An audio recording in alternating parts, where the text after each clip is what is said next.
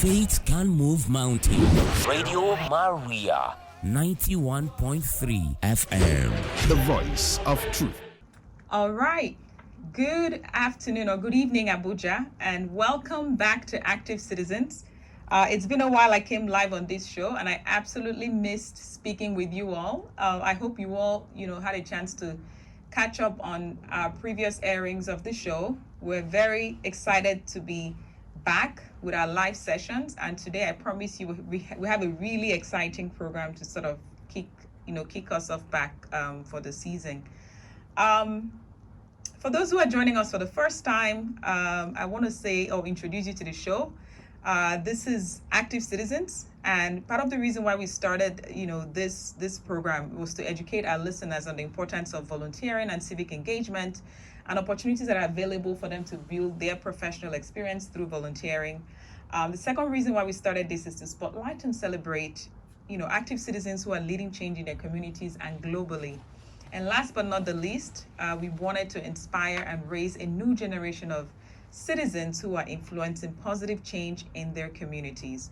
As you know, Nigeria has one of the youngest population in the world, and young Nigerians have demonstrated incredible innovation, incredible drive, and resourcefulness across sectors and across disciplines, both here in Nigeria and globally.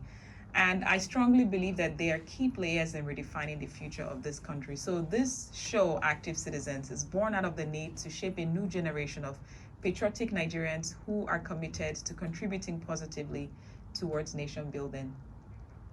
Today's session is actually, like I said earlier, really exciting. I have two guests on the show here, and I'm very pleased to welcome them to the show. They're first timers on the show.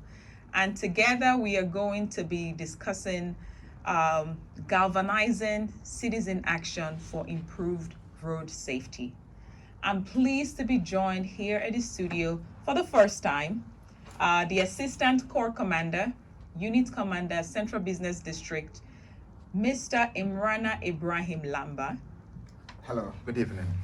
Good evening, Mr. Lamba. Thank you so much for joining us on the show today. Thank you, you're welcome. And also on the show today, I have the Executive Director of Green Light Initiative and Road Safety Advocate, Mr. Simon Patrick Obi. Good evening. Good evening. You for having me. Thank you so much for joining us, Patrick. I'm very thrilled to have you on the show today to be talking about a really important topic. As we know, this is what Nigeria calls, the moment we get into September is what we refer to as Ember Month, right? Yeah. We call it Ember Months because essentially these months, September, October, November, December, all end in Ember, right? And this sort of, we've launched a month that sort of kicks us off towards the holiday season. Part of the reason why we're having this conversation is because when it comes to traffic incidents, historically, we've seen that the numbers of traffic crashes and incidents increase during these Ember months, right? And my guest today will probably be sharing a little bit more about why this is the case. But before we do that, I want to share some sort of statistics around this issue. According to the International Transport Forum, 1.3 million people, and this was data they put out in 2020, 1.3 million people are killed in road traffic every year. So every 25 seconds, one individual dies from road crash or road incident, right? Yeah. And road traffic incidents is like one of the leading cause of death for young people between the ages of 5 and 29, right? According to these statistics as well, more people die in traffic than from tuberculosis. We know how common tuberculosis is. So when we're saying that more people are dying from road traffic accidents than from tuberculosis, you know that this is definitely an issue that we need to keep at the front burner. And this organization also said that 15 million people will die over the course of the next 10 years if nothing serious is done to sort of put an end to the causes of road traffic incidents immediately. So this is a really big issue, and we're here to talk about this. One of the things that it also mentions is that part of the reasons why these numbers have gone up is because of rapid motorization, particularly in middle to lower income countries, Nigeria being one of them, China being one of them as well. According to this organization as well, Nigeria's fleet of cars have between 2015 and 2018 quadrupled, right? And our road systems networks have not necessarily improved as such. So imagine what we're dealing with: hired cars, on the streets, but roads have sort of maintained the same. Roads have not improved as much. So these are the issues we're going to talk about with my guests here: Assistant Corps Commander Ibrahim Lamba and Mr. Simon Patrick Obi of Green Light Initiative. But I think before we delve right into these issues, we're going to take a quick break and just allow some of this information that I've talked about to settle into your mind. And when we come back, we're going to dive right into our conversation with our guests. Don't snooze or you'll lose. All right, welcome back to Active Citizens here on 91.3 FM Radio Maria, the voice of truth. I'm your guest. I just realized I didn't introduce myself when I started the show earlier, but I'm your guest, Bella Ann Ndubuisi. I'm back here with my guests on the show for this today's conversation on galvanizing youths for improved road safety. Assistant Corps Commander, Unit Commander CBD, Mr. Ibrahim Lamba, and Green Light Initiative Executive Director Simon Patrick Obi. Assistant Corps Commander. Yeah. At the beginning of this month, I think it was on the 2nd of September, the Federal Road Safety Corps Marshal, the acting FRSC Corps Marshal, Mr. Dauda Alibiu, while briefing journalists, stated that the Corps is targeting minimal road crashes and zero fatalities during the 2022 Ember Month period. We mentioned earlier that we're now in Ember Month, the very popular Ember Month. What does that mean? And it's essentially, what is the federal roads? Why is Ember Month important, first of all? What is it about the Ember Month, and what is FRSC putting in place to ensure that, the goal of the Corps, which is to minimize road crashes and bring fatalities down to zero, is achieved? Yeah, the acting Corps Marshal, Dr. Alibiu, made this statement in September, like you say, 2nd, because you know how much he has prepared. The Ember Month is characterized with fatal accidents, not just crashes, but fatal, that consumes a lot of life of human beings, and a lot of properties was destroyed.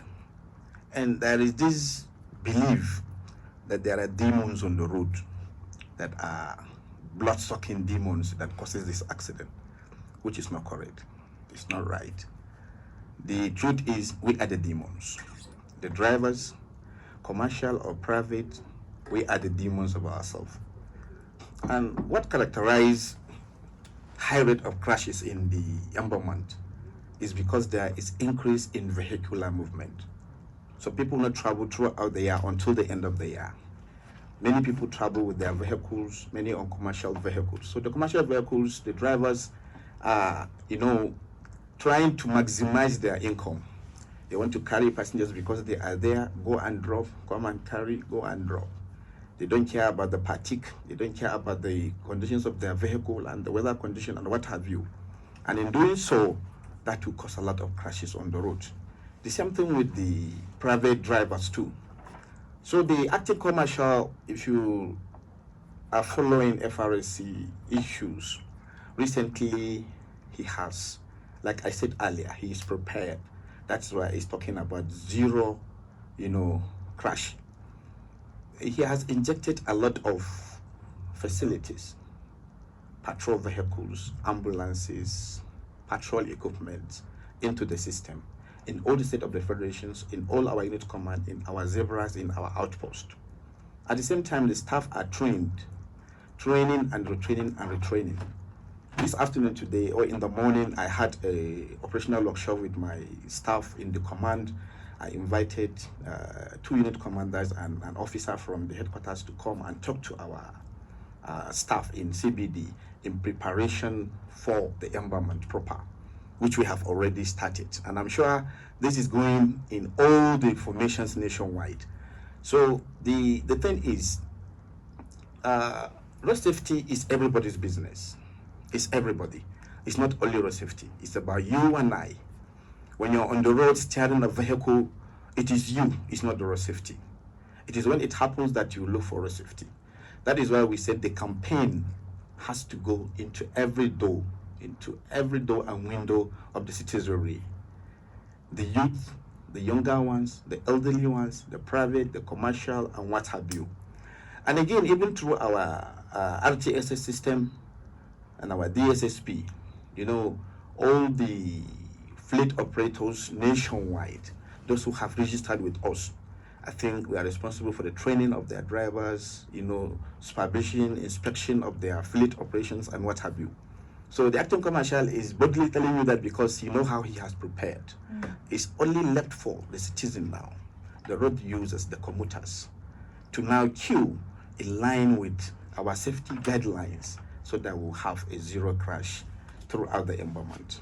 If we are able to follow the rules and regulations, all the traffic laws, we are able to drive, we avoid overspeeding, we use roadworthy vehicles, we observe all whatever is supposed to be observed while we are traveling. I'm assuring you, we are going to have road traffic crash free in this environment.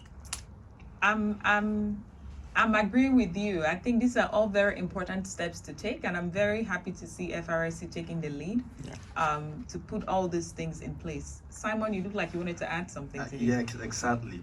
But I would like to begin by, first of all, thank you, Bella, for choosing to discuss this very important but often neglected topic, uninterested topic, like I always say. Road safety is not a topic that interests a lot of people, despite its catastrophic consequences upon us as a people. And so when I stumble upon people to discuss this, I really commend their efforts at that. But it is also important that we put some records straight. People often misconstrue this issue, road accident. We don't call it road accident because it is not an accident. It's not an accident. Yes, it is called road traffic crash, and it is because the dictionary meaning of accident is something that I'll call without pre-informing you. But a road traffic crash, it is preventable and it is avoidable. Now, if this is preventable and avoidable, that leads me to your question to the assistant corps commander. Why is it that we have road traffic crashes more within this Ember month period? And the assistant corps commander has talked a bit about it, but we often also say that roads driving require 100% concentration. In a situation whereby you lose concentration, even if it is 1%, then you're telling me as a road safety advocate you're driving to crash. So this Ember month is characterized with anxiousness. People are anxious to travel. People are full of euphoria. They want to go see their families. They are happy, excitement, and in the process they lose focus. And so it is not the demons that are out there to suck the blood. No, it is not the situation. It is we causing this issue. But I also like to talk about an important issue that we also many people do not talk about. This thing is not just a transportation issue. That's road safety, right? It is not just, it is a health burden. It is a development issue. You talked about 1.3 million people. That's like a population of a nation. Countries like Gambia that are 1.2, Monaco that is 800. It's like a whole population cleared within a year. Take a moment and imagine that. That's huge number. But another interesting thing is that nobody talk about this issue. And that also leads me to why I came into this space. I think you're taking the conversation way too far. Yeah. This is, yes, and we're gonna get these are all important points you're raising. And I promise you we're going to get there. But I think I want to pick up from where the assistant corps commander, was talking about, increased vehicular movement as part of the reason why, we experience a lot more road crashes. And thank you for correcting that and actually highlighting that this is a crash. And it's important when you said road crashes are preventable. Yeah. And I think it's good for whoever is listening to know that these are not accidents. These are things that if we take active measures, we can actually prevent them, exactly. Right? So I think it's good and refreshing to know that these numbers don't have to, keep going up. Exactly. We can actually work together to make sure that we see those numbers come down. So when he mentioned that those increased vehicular movement, I just wanted to just throw out another statistics that 9 out of 10 road traffic deaths occur in low and middle income countries, right? Nigeria is one of those countries. It's one of the worst traffic situations. One of the worst traffic situations. And one of the reasons why this is the case is that many of the vehicles in these countries are unsafe, right? The International Traffic Forum mentioned that 80 to 90% of cars on the streets in Africa are second-hand vehicles, right? So these are cars that if you go some places, in the Western world, they wouldn't even allow those cars to be on the streets, right? But we bring them here and we're driving them. So it also touches on what you mentioned earlier, which is that cars not being in roadworthiness of the cars. So we're gonna talk about all of that. But before we do that, I think I want to get to Simon, who already started to try to veer into this without me asking him to do it. So Simon, it's important when you see people who are, I've known you for quite a few years now, and I think when I came across you, when I learned about you, one of the things I remember you for is road safety, and you've stayed consistent on that issue over the years. And like you said, this is not an issue that people really think about. I mean, we drive every day on the street, but we don't necessarily think about road safety, right? What inspired your interest in this? Did you have any personal experience that sort of pushed you into becoming a strong advocate for road safety? What inspired your interest in road safety? Thank you so very much, Bella, once again for that great question. Okay, so in 2013, I did my NYC service in the FCT. And one of the things I like to do when I get into a new space is to ask myself, what would you be remembered for? And so I did a couple of community development projects. And at the end of my service year, I emerged the best in the FCT, and I was given an award. And then that was when I started my organization, the Green Light Initiative. The objective was not for community development, the objective wasn't road safety, I beg your pardon. It was to give green light to people, when you're in traffic and you see the green light and you're rushing to somewhere very important, you're happy and all that.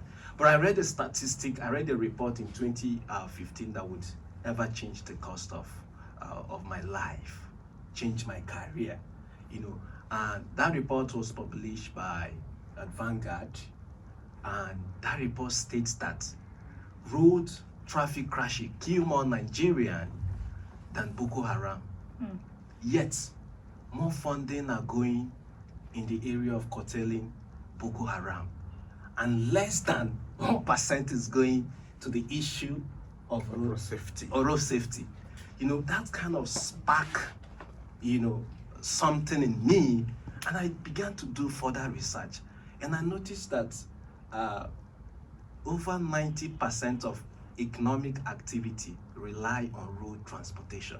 And so what it means is that if we get it right on road safety, then virtually every aspect of our life will be better. That's true. And statistics are also there to showcase. The World Bank states that countries who do not invest in road safety lose up to 3 to 7% of their GDP. When you quantify that in dollar, that's like billions of dollars. That's more than our annual budget. So these are the things that spark that inspire me to go into this field, and also to think that at that time no organization was talking about road safety. And each time I mention I'm a road safety advocate, people think I work with the Federal Road Safety Corps, and so I began to start taking action on this area, to first of all, we need to create awareness. We need to let people know that this is a big problem. It is good to talk about election.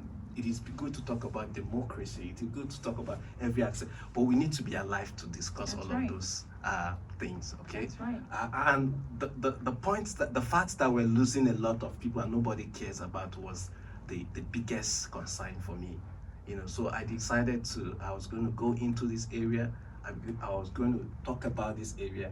There was no funding. There was a lot of challenging. When you talk about road safety, nobody wants to listen to you. But we continually push. Letting people to understand the need to begin to concentrate, and we're already getting results, and we're getting there. So these are some of the things that. This is really. I'm super inspired by your story, Simon. I mean, two things. The first thing I want to say is that Green Light is such a creative name. I mean, I don't know how that name came to you, but it's really, because when you think of traffic lights, you think of green, amber, red, right? So it was a creative name. And I think the second thing is NYSC. You started this in 2013. So by next year, you're like, a decade into doing this. That shows resilience. Yeah. That also reminds me that, NYSC, as much as we have, people have a lot of negative things to say about that program, there are a lot of young people who have really found their place and found their calling and found their drive through that program. So I really commend you for continuing to stay inspired to push for these issues. I think let's kind of bring this down to Nigeria. You mentioned that more people die from road crashes than Boko Haram. Yes. What are the statistics? What are the numbers we're dealing with? And I know, like you mentioned as well, that there are economic consequences to this. I mean, when we lose, husbands and wives and, people who are responsible for taking care of the homes, breadwinners, that's what I was looking for on the streets. There are consequences that, come out of that nobody's thinking about. Whether it's the hospital bill that you have to pay or, what are the numbers we're talking about here? Okay, so I will take it from the last part. The truth is, statistics has also shown, notable statistic from World Bank, that road crashes causes poverty in countries such as Nigeria. That's one. And then the second thing is that it spread across the 17 Sustainable Development Goals, which cut across our human endeavor, And then in terms of statistics, according to the World Health Organization, there's a global status report that is always released every 10 to 5 years. The last report was released in 2018, which you quoted earlier. It states that 38,902 persons are killed on the Nigerian road. I know my friends from the Federal Road Safety Corps will not be happy with this, because there are conflicts between the report from the WHO and that of the Federal Road Safety Corps. The Federal Road Safety Corps reports that there are just 5,503 dead. 5,500, and it is just each time these numbers are gone. But beyond this number, these are human beings. These are people, parents. These are people's siblings. These are children. These are relatives of human beings like us. So it's not just the number. It is about the value of that thing we're losing. And okay, let me also further give you statistics. For instance, in 2020, at the heat of COVID, the entire year, we did a desk review, and it reviewed that about 1,000 something people died as a result of COVID in Nigeria. There was lockdown, don't forget. So there was restriction in the movement of cars. But do you know that we actually, according to the Federal Road Safety Corps, we lost over 5,000 Nigerians on the Nigerian road that same year? In 2020? Yes. Wow. Now the question I keep asking, which is a pandemic? Is it COVID that killed 1,000 something people, or road traffic crashes that kill over 5,000 persons?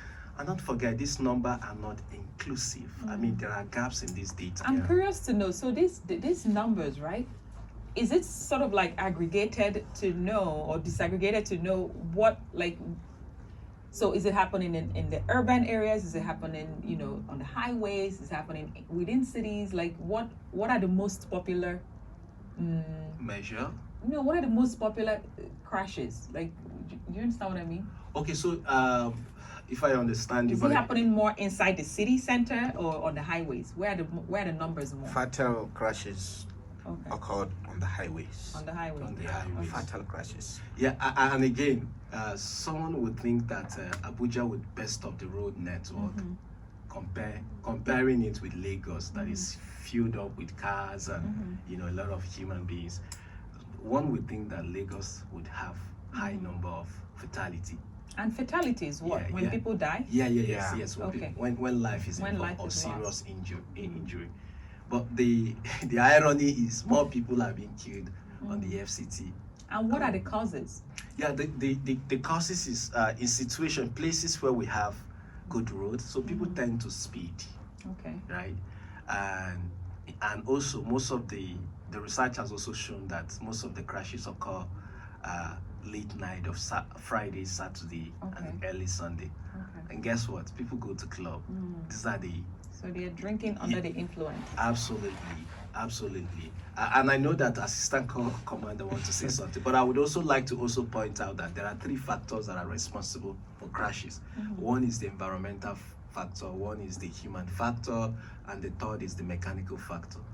Let's hold that thought and take a quick music break. When we come back, we're going to continue the conversation. Just make sure both Simon and Assistant Corps Commander, don't lose your thoughts on that. Don't snooze or you'll lose. We'll be right back. All right, we're back to Active Citizens here on 91.3 FM Radio Maria, the voice of truth. Still your host, Bella Ann Ndubuisi, and I'm here with 2 of my awesome guests. One from the Federal Road Safety Corps. He's the Assistant Corps Commander, Unit Command, Central Business District, CBD, Mr. Ibrahim Lamba, and the Executive Director of Green Light Initiative, Simon Patrick Obi, who's also a road safety advocate. We're very excited to be having this conversation on the role of young people in ensuring that our roads are safe. And what can everybody who's listening right now, what contributions can we all make to ensure that our roads are safe? I think we're going to open up the phone lines, and right after we do that, I'll allow Simon to continue from where he picked up before the break. Phone lines are 081-084-47518. 081-084-47518. You can call, send us an SMS or WhatsApp message on 081-084-47518. All right, Simon, you were talking about the factors. Yes.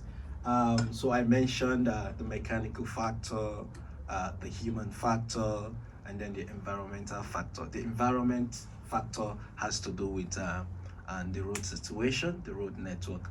Is our road, are they good? Are they motorable? And then the environmental, the mechanical factor has to do with the nature of the car. Earlier on you talked about a second-hand car coming into Nigeria. So is the car sound enough? And then the last one, the human factor, which contributes over 80% of the crashes on the road, has to do with our behavior. And the human factor, speed, and then distracted driving is noted to be one of the highest, parameter that causes a lot of crashes on the road. And so what it means is that if we get it right in terms of our attitude on the road, then we would succeed in reducing crashes by between 60 to 80%. Wow. Yes. And I know that the unit commander. I think let's talk more on this issue of causes of road traffic crashes. Like he said, exactly these are the causes: human, mechanical, and environment. The human is the driver himself. Or herself. How sound are you to drive your vehicle? How healthy? Your state of mind. You can bear me witness, many Nigerians are depressed today. They don't even know they are depressed because of maybe economic problems or what have you. So that is one, your mental being, number one. Number two, your knowledge and experience of driving. Many people that enter road, carry passengers, they don't know traffic rules and regulation. They can't even identify and define exactly what a traffic sign is. Where traffic light shows maybe, or traffic sign shows don't speed above this limit, many of them don't know. There is bomb ahead, sharp bend, bridges and what have you. Many of them don't even know, they can identify that. So they don't have that knowledge, because majority of commercial drivers, especially in certain remote areas, are people from the village who have no any Western education in them. I'm sorry to say that, but that is the truth. Then two, there are drivers that are very greedy and in a haste. Accident that costs life, fatal accidents are as a result of overspeed. Overspeeding. I don't know where people are going. When it happens, you can't control a vehicle. As immediately you are anything above 100 kilometers per hour, that is the maximum. We call it the maximum. I did one practice some times ago. I was traveling with my family. I said, let me move around 60, 70, 80, 60, 70, 80. And believe me, the difference between moving at 100 and that 60, 70, 80 is not more than 15 to 20 minutes. And less stressful. You understand? Another demon that we are using today that causes these crashes are the phone. The use of phone. He said something earlier. Mr. Salman said something earlier. Distraction. When you're driving, you get distracted. 1-2 seconds. Nothing in front of you. But by the time you take off your eyes off the road, 1-2 seconds, you either see a moving vehicle or you are completely going off the road. So people should stop using phone. You understand? Texting messages, answering calls is one of the major things that causes crashes today. We lost VIPs, dignitaries, while using phone. That is as per the human. As per mechanical, how worthy is your vehicle? How sound mechanically? The tires. In short, what kind of tires are we using? Because of the economic situation, because that's what people think, you go and buy a Tukumbo tire. Tukumbo tire that was manufactured in, let's say, the year 2010, 12 years ago. You should be sure that all the ingredients that were used to produce that tire have expired. It's very close to bust as long as it is put into usage. So what kind of tires do we use? You know, how do we service our vehicle? We are in rainy season, you see people driving, they don't even have the Wi-Fi. Not that the Wi-Fi is no, they don't even have the Wi-Fi. And they will not stop. They will carry, a kind of a handkerchief, put their hand outside, and they'll be cleaning water. And they'll carry passengers and nobody will complain. What pains me more is even the passengers that they are carrying. People will be telling a driver, we are not here to spend our life in your vehicle. I beg, move. You see passengers making drivers to overspeed. You understand? Yeah. So these are some of the issues. Mechanical issues has to do with like 3 to 4 things. Number one, the roads, potholes. Like we had a retreat yesterday. We are now trying to a zonal retreat organized by zonal commander in Abuja here. He called all the commanding officers. One of the commander, to be specific, the commander in Yanya, he said, Yanya, there is high volume of traffic, but let us ask ourselves, what is the cost of the gridlock? He said it took him 4 days to leave office, come and watch. He realized there's a place called Kubu, I think, on that road, that there are small potholes. That when traffic is coming, it will have like 5, 6 lanes, 7 lanes they are moving. But on reaching that particular place where there are small potholes, it will shrink to 4 and 3 because no driver want to enter into that pothole. They will dodge. And in trying to shrink that lanes that are coming into 3, there is going to be gridlock. So we have to now, with the help of people like Simon, who they have given their energy and everything to ensure that there is safety on the highways, we have to know what are the causes. We call places where accidents happen black spots. There are places in Nigeria today, on Nigerian roads, where any accident that happens, it claims life. Now, some people say there are demons, but there are no demons. It may be a very sharp bend. People enter on speed. So we have to be finding out what are the real causes of this vehicle. of these crashes that are happening in the country. It's everybody's business. Yes.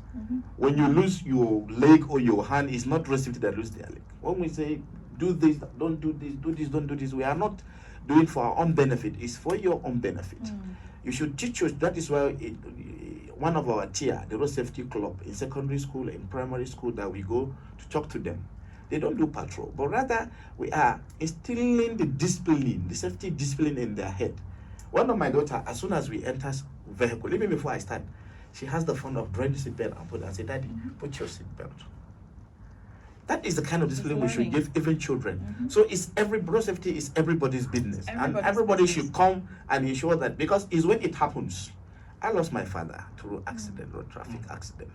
The person that took over, because I was in primary school, then how long? When the person that took over also died through road traffic accident. That is what has given me a cause to be a road safety staff, when I realized that there is an organization that can prevent the happening of these things. So this is a very serious issue that we are calling all Nigerians, not only the drivers. As long as we call you road user, whether you are a pedestrian, whether you are a driver, a cyclist, or whatever you are, the animals, everybody that uses the road is called what? A road user. So people should have that kind of, sense, that kind of consciousness about safety on Nigeria roads. He says something very unfortunate, and it's true globally. What kills more? Imagine, there's just an 18-seater bus. If it had a fatal crash, it catches fire. The 18 people died within maybe 30 minutes. A luxurious bus that carry like 54 passengers. If anything happened, if you're not careful, because we have seen that many years ago, I have witnessed an accident that we have to wait, and because in the place there are no fire service facilities. We are far away from wherever. A luxurious boat was involved in an accident. It caught fire, and we can't go close because it collided with a tanker. And there was an inferno, serious one, that we cannot go close. We have to watch. 54 people, all of them gone. Just the mistake of 2 drivers. If they are patient, they are careful, they are observing traffic rules and regulation, we will not lose that kind of people. How many times do you see in your line of work, how many times does it happen that, you come to a scene of maybe a road crash, right? And like what you said, you're unable to take any further action because you're under-resourced. I think I should come in a little bit. Come in, Mr. Peter. Yeah, so I think it's a very important, question you have asked, because I've also experienced that personally. Yeah.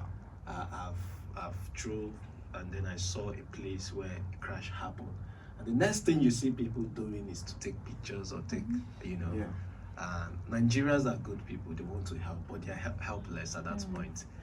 And so, talking about the causes, and I'll connect it to this scenario I just painted now.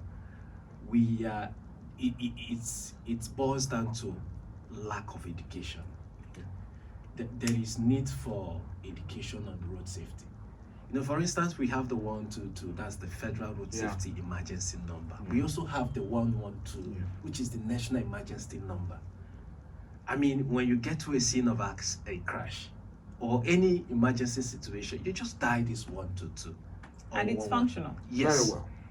It's functional. 122 or 112. So listeners, if you're listening to the call now, and these are toll free. These are toll free, right? Yes. So MTN is not charging you for this call. Yes. 122 or 112. So these are the numbers to call.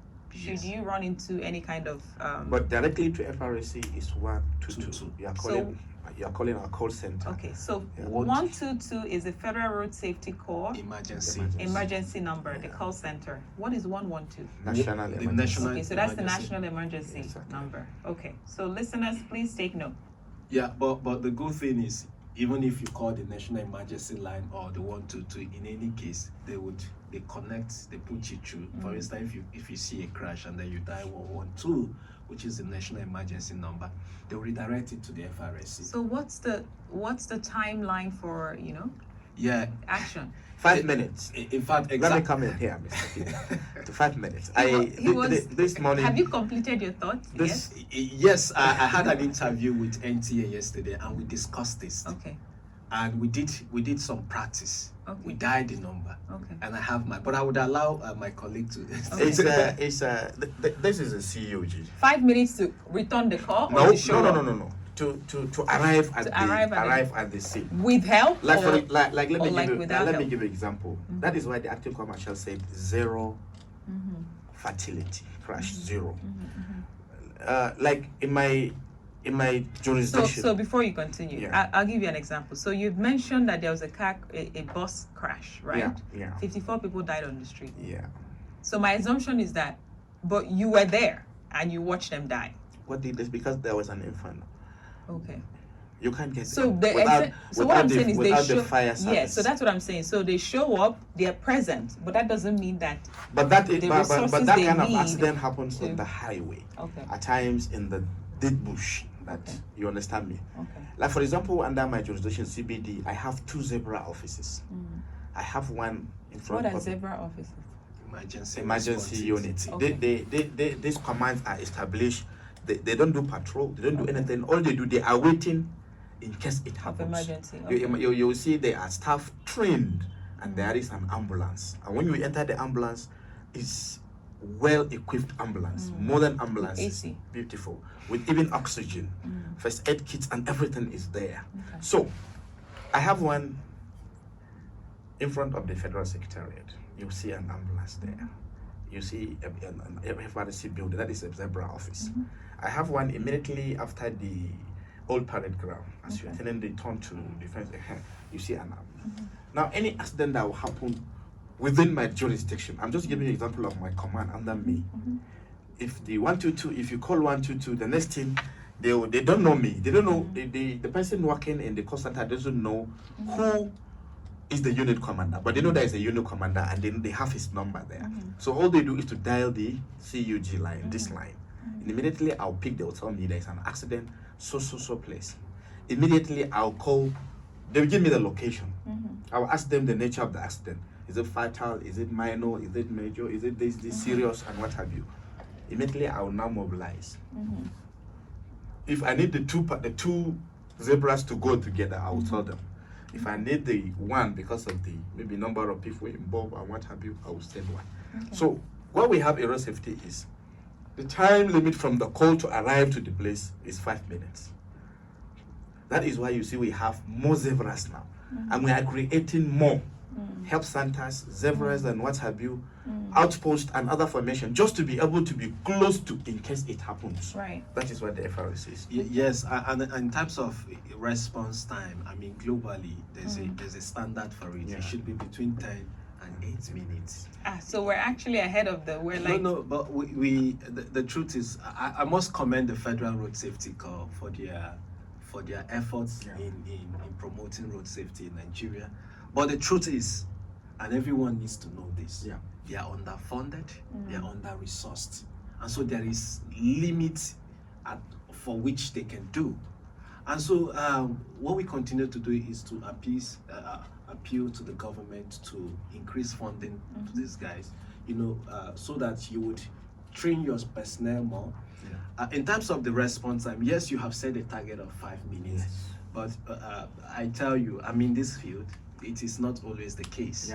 It takes longer time, and sometimes the 122 is not optimized. It takes time for it to be picked. So is this also something that FRC is tracking? Are they able to give some information on the response time, the average response time? We have what you call FIR, First Information Report. Okay. Immediately an accident happened, when you are sending the first information report to your supervisors, to the core medical and rescue services office, they know there are certain people you have to send them information. You have to say the time information received, 1 time the vehicle arrived at the place. We calculate that time. Okay, so that's where you get the average 5 minutes. Exactly, but that is our target. Okay. We're working towards that, and I'm telling you, not because I'm a road safety officer, we are doing that. That's good. We are doing that. That's And good. another issue we are having now is, you see, accident victims need professional treatment. Nigerians today, as accident happened, the people around are packed before anything. Some will just volunteer. They want to be good Samaritan. Open their vehicles, they'll carry victims anyhow, and they move to the hospital. Many people died on that processes. Many people died on that. That's why we are doing a lot of public enlightenment. There is this program we brought in, first responder. First responders are people that are not road safety, not special marshals, but they are very close to the road. I think we're going to talk this. So this is the last part of the conversation that I want us to have, right? Okay. So, but before that last conversation, Simon, I know that you're part of the Global Youth Coalition for Road Safety, and I know that you were recently in the United States, where this program happened. Tell us a little bit about that initiative, just in a few minutes. And how you guys were able to galvanize support to amplify and highlight this issue. Yes, so first, the biggest killer of young people globally who are between the ages of 5 to 29 is road traffic crash. And one also thing we also realize is that these young people who are killed in record numbers are not involved at the decision-making table for road safety. And oftentimes government and leaders make policy that are supposed to help young people, but without the young people. And so we have a global movement called the Global Youth Coalition for Road Safety. And one of the things we're doing is to promote road safety, especially among young people. We're saying it doesn't make sense that we're losing our young people to road traffic crashes, and nobody is talking about this Of issue. the protective age. Yeah. So during the first high-level meeting, we had a side event which I was also privileged to speak, and on that stage where we had the WHO Director General, I made it known that there is need for us to involve young people in road safety decision making. There is need to involve them to co-create solution, because you need to get insight from them before you understand the way young people think. We are smart, we do things differently. And so if we're raising a policy or implementing an intervention without getting their input, you're wasting resources. To what extent would you say that the FRSC here is, bringing young people at the table when it comes to decision making? How are they involving young people?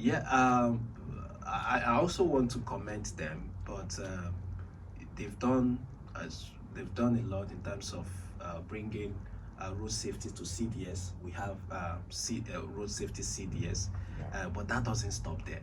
Okay. It seems like it's a ceremonial CDS. We need to tell these young people this is the real issue, and then we need to go beyond just visiting them and bringing them into policy making table, making them part of the solution. When we are able to do that, then we'll begin to achieve progress. I imagine this is the next set of engagement you're going to be having now that you're back, is pushing for more inclusive, including more young people in 2022 in co-creating. strategic goal specifically talk about this. Fantastic. Patriotic. Fantastic. They say for innovative innovation.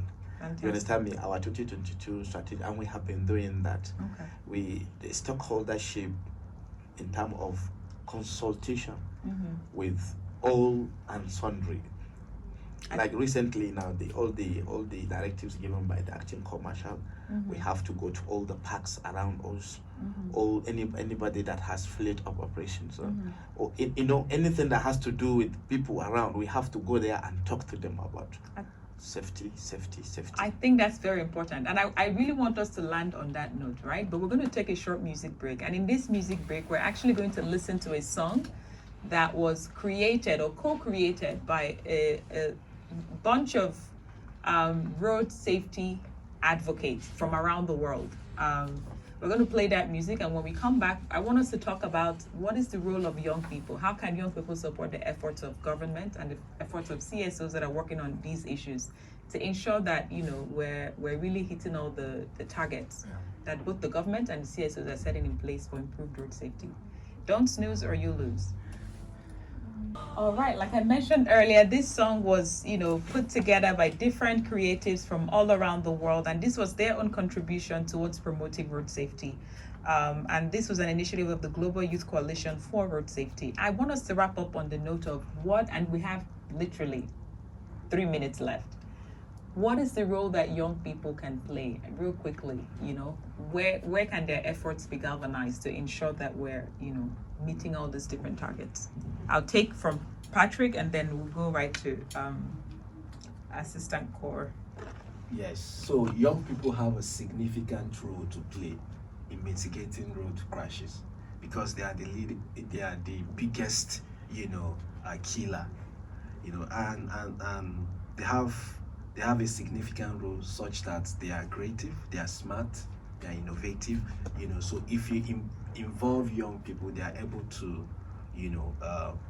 create solutions that are long lasting, that are sustainable, that will give results because they have that creative mindset.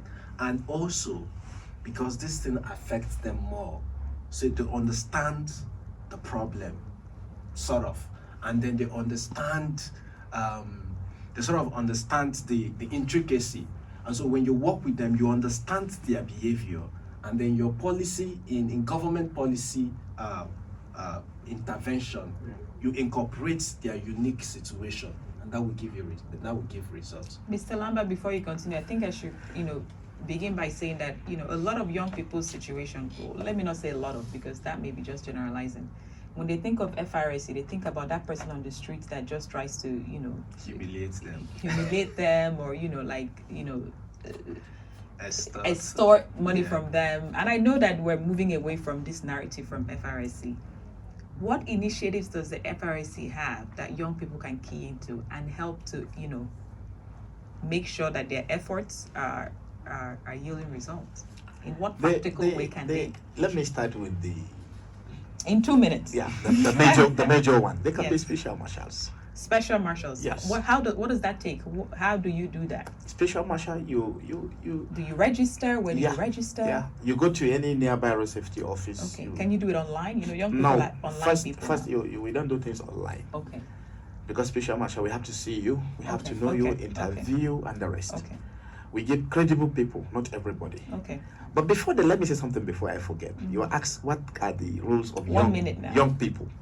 So this is an example of the role of young people. Wow, It's a clear example, Mr. Simon. A round of applause for Simon. You understand me? He's somebody who has devoted his entire time and energy and knowledge and everything that today he was able to accompany my co-marshal, the former co-marshal, to a particular New York.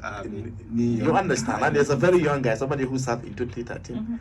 So these are the things. But what is more important is there are avenues.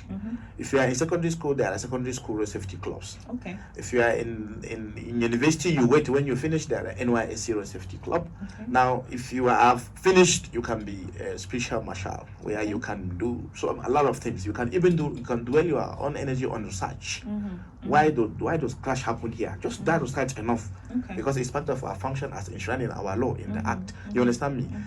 We do research and we give federal government the outcome of the research, and we give them the advice, possible solutions, and what have you. So young people that are wise enough, that are very productive as we know them to be, they have so many avenues that they can easily tune into FRSC to ensure safety of lives. I really like that, and I know we're out of time, but I would actually get in touch with you and Simon to find out what are other programs that FRSC has that young people can key into, and just ensure that we get that information out there for those who are interested in becoming more active citizens, and especially focusing on the area of road safety. I think I'll give you an opportunity to share your social media handles for those who are interested in getting involved with the work that you do. Yes, thank you. Thank you so much. We are on Facebook, Twitter, and all the social media platforms, and it's at Green Light Initiative.